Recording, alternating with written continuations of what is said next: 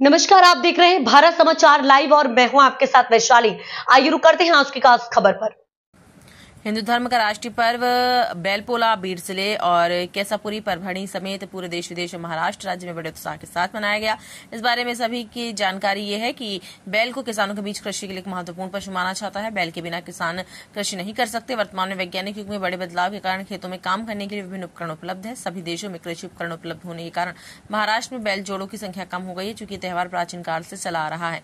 पोला त्योहार के पहले दिन बैलों के कंधों पर मक्खन और हल्दी से मालिश की जाती है और उन्हें 2 पंक्तियों में व्यवस्थित किया जाता है। पोला के दिन बैलों को उनकी अपनी नई सामग्री आभूषण, झूला, घुंघरू, चंगेली से सजाया जाता है। पूरे गांव में बैल की शोभा यात्रा निकाली जाती है और पूजा की जाती है, जैसे हिंदू धर्म में मानव विवाह मनाया जाता है।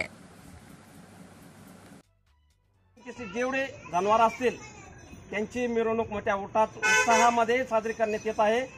आपले गावचे परभणी केसापुरीचे शेतकरी काय नाव म्हणले आपण? सिद्धेश्वर आसाराम देसाई यांनी आपल्याला शेतीविषयी आणि जनावरांविषयी पूर्ण माहिती दिली आहे, त्याबद्दल धन्यवाद। एक्सप्रेस न्यूज भारत बीड जिल्हा संवाददाता डॉक्टर आर के आरसो बीड।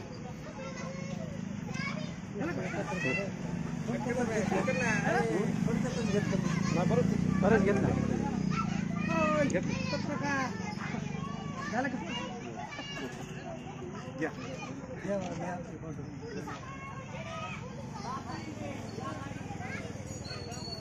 अवजारे सध्या ट्रॅक्टर बाकी इतर काही अवजारे सध्या आता उपलब्ध झालेले आहेत। तर बैलाची जनावरांची पूर्ण संख्या कमी झालेली आहे, याबद्दल आपल्याला काय वाटतं? तरी बी बैलाशिवाय शेती समजा हेच आहे, पण आपल्या गावामध्ये बैलाची संख्या तशी भरपूरच आहे।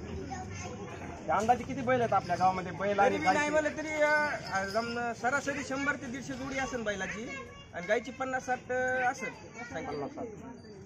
पण आता किती मिरवणूक गावातून कशी मिरवणूक कशा पद्धतीने कमानीतून गावामध्ये मिरवणूक काढणार बैलाची?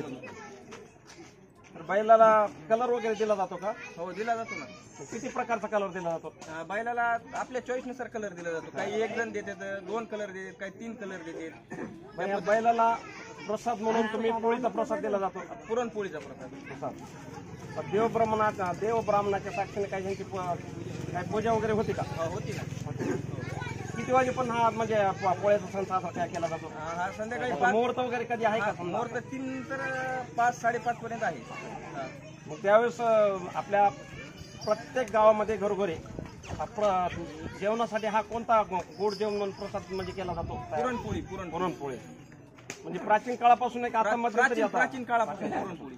पण तुमचे वडिलोपार्जित तुमचे आजोबा वडील जे होते त्यांना किती बैल होते म्हणजे पूर्वी? असं पहिल्यापासून आमच्या घरी 5-6 बैल होती। 5-6 किती एकर शेती तुमची? जवळजवळ 5-6 एकर शेती आणि आजोबाला तशी 25 एकर होती। गावामध्ये आता किती वाजता मिरवणूक निघणार आहे? 4 वाजता। 4 वाजता। आणि ह्याची समाप्ती कधी होणार आहे मिरवणूक काढल्यानंतर? मिरवणूक काढल्यानंतर असं आपापल्या बैल घरी पूजा लग्न लागणार आपापल्या घरी, म्हणजे प्रत्येक बैलाची पूजा करणार? हा, प्रत्येक बैलाची पूजा करणार। त्या बैलाचं दर्शन देखील घेतलं जातं? दर्शन घेतलं। ठीक आहे। आपल्या